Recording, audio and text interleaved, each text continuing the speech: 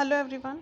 आज हम पढ़ रहे हैं डिलीशन, अपडेशन और इंसर्शन। ये हम इसकी जो भी मेन क्वेरीज हैं वो सब समझेंगे इस लेक्चर में।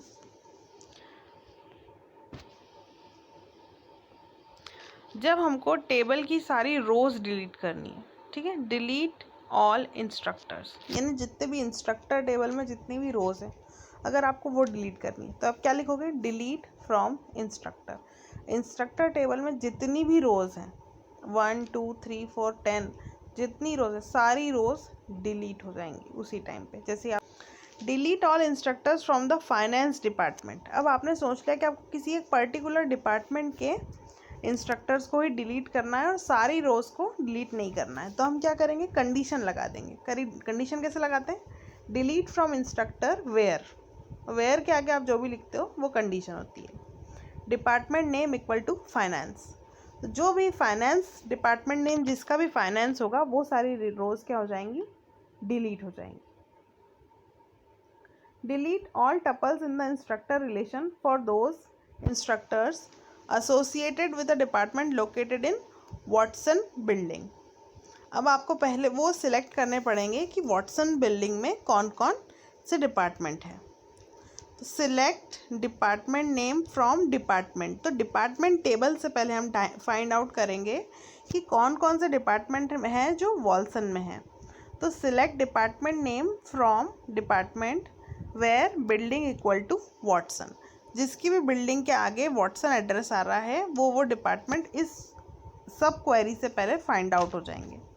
अब इस सब क्वेरी का जो भी रिजल्ट आएगा वो क्या आएगा? उन डिपार्टमेंट्स के नाम जो वॉटसन में है, राइट। जैसे कि मान लीजिए computer science, chemical, finance, management, जो भी डिपार्टमेंट इसमें वो आउटपुट में देगा।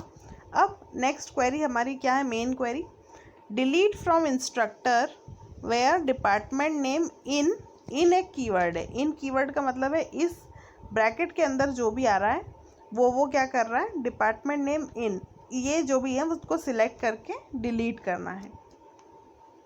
Delete from instructor where department name in, और जो भी उसका रिजल्ट आया, जितने भी डिपार्टमेंट्स आए हैं उन डिपार्टमेंट नेम अगर इसमें होगा तो वो उसको क्या करेगा? डिलीट कर देगा। यहाँ पे डिपार्टमेंट और नेम के बीच में अंडरस्कोर नहीं लगा हुआ है, दैट इज़ अ मिस्टेक। अगर आप इस क्वेरी को चलाएंगे तो वो एरर देगा। जो भी एट्रीब्यूट है आपको उसका एक्चुअल नेम ही लिखना है। तो the correct is department name, department underscore name. तो this is all about deletion. Delete all instructor whose salary is less than the average salary of instructor. अब एवरेज क्या होता है? आपका एग्रीगेट फंक्शन होता है जो हम दूसरे लेक्चर में समझ चुके हैं।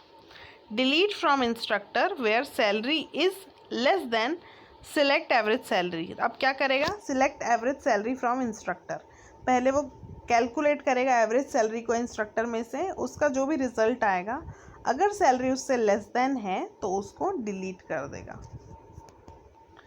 Problem, as we delete tuples from instructor the average salary changes. जैसे ही कुछ टपल्स डिलीट हो जाएगी वैसे एवरेज सैलरी क्या हो जाएगी? चेंज हो जाएगी। इसका सॉल्यूशन क्या है? First compute the average salary and find all tuples to delete. Next delete all tuples found above without recomputing average और रीटेस्टिंग द टपल्स। पहले आप एवरेज सैलरी फाइंड आउट कर लो और उसके बाद जिसको भी आपको डिलीट करना है डिलीट कर दो, फिर से एवरेज सैलरी को मत निकलवाओ क्योंकि एवरेज उसका बदल हो जाएगा, डिलीशन करने के बाद चेंज हो जाएगा। Next is insertion. मैंने आपको बोला था इंसर्शन करने के कई तरीके होते हैं, पहले ऊपर एक ही दिया हुआ था, यहाँ पे दूसरे भी तरीके हैं। Insert into table name values, ठीक है, जो भी एट्रीब्यूट्स हैं उसी सीक्वेंस में आपको उसको अपडेट इंसर्ट करना है। कोर्स सबसे पहले आ गया कोर्स आईडी। कोर्स आईडी क्या आ गई? CS437 है ना। इसको लिख रहे हैं कोट्स में, सिंगल कोट्स में लिखो या डबल कोट्स में लिखो, कॉमा सिंगल कोट्स में आ गया डेटाबेस सिस्टम जो कि क्या है? उसका टाइटल है, कॉमा सिंगल कोट्स में आ गया कंप्यूटर साइंस जो कि क्या है? उसका डिपार्टमेंट है, कॉमा 4 यानी जो भी उसके क्रेडिट्स हैं, ठीक है।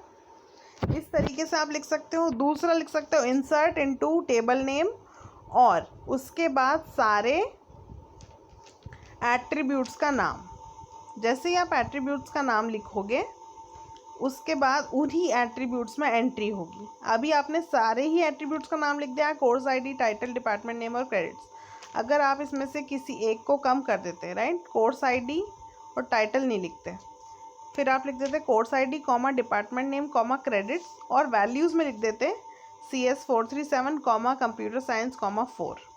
टाइटल भी नहीं लिखा और इधर डेटाबेस सिस्टम भी नहीं लिखा, तो क्या होगा, वो ब्लैंक छूट जाएगा, है ना, वो नल आ जाएगा उसकी जगह पे।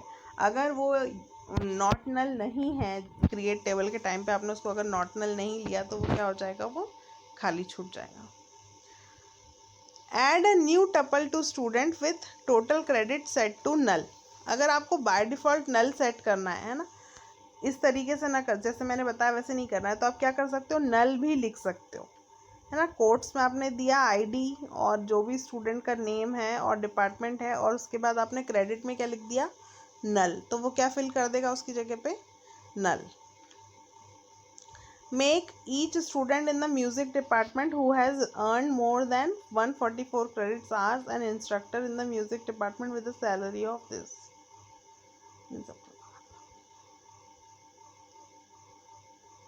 नेक्स्ट हम बात करते हैं अपडेट की। Give a 5% salary raise to all instructor. अब मान लीजिए कि आपको कुछ भी अपडेट करना है, कैसे करेंगे, अपडेट कीवर्ड लिखा पहले, किस में अपडेट कर रहे हैं, टेबल में, अपडेट टेबल नेम, क्या टेबल नेम है, instructor, update instructor, set attribute का नाम इक्वल्स टू उस एट्रीब्यूट में क्या आपको करना है। अब यहाँ पे salary equal to salary into 1.05, आपने 5% का आपको रेज देना है, तो आपने सिर्फ क्या किया, सारे ही रोज पे करना है आपको, इसलिए आपने किसी भी एट्रीब्यूट को मेंशन नहीं किया, किसी भी रो को मेंशन नहीं किया, सारी ही कंडीशन नहीं लगाई। जब आप कंडीशन लगाते हो तो रोज चूज़ हो जाती हैं, पर आपने रोज वेयर कंडीशन नहीं लगाई है, तो set salary equal to salary into 1.05, यानी जितनी भी सैलरी हैं सब क्या हो जाए, सारे की सारा अपडेट हो जाए। Next is give a 5% salary raise to those instructor who earn less than 70,000। जिनकी सैलरी 70,000 से कम है, सिर्फ उन्हीं का आपको सैलरी अपडेट करना है, कितने से, 5% से। तो क्या लिखेंगे, update instructor set salary equals to salary asterisk 1.05 where salary is less than 70,000। जब हमने पहली क्वेरी चलाई, update instructor set salary equals to salary into 1.05, तो इसमें हमने वेयर क्लॉज नहीं डाला था, तो क्या हो रहा था, टेबल्स में जितने भी टपल्स हैं, सारे टपल्स की सभी की सैलरी अपडेट हो रही थी।